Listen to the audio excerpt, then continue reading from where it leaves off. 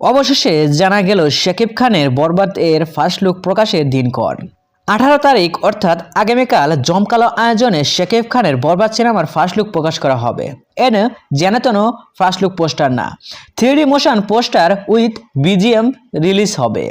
So viewers, বরবাদ সিনেমার পরিচালক মেহেদী হাসান হৃদয় কাল ফেসবুক পেজে একটি স্ট্যাটাস দিয়েছেন।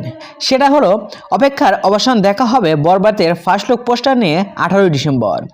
সো ভিউয়ার্স, 18 ডিসেম্বর জমকালো আয়োজনে অনেক সেলিব্রিটি থাকবে, অনেক কলাকুশলী থাকবে সেই প্রকাশের ফার্স্ট লুক প্রকাশের দিনক্ষণে।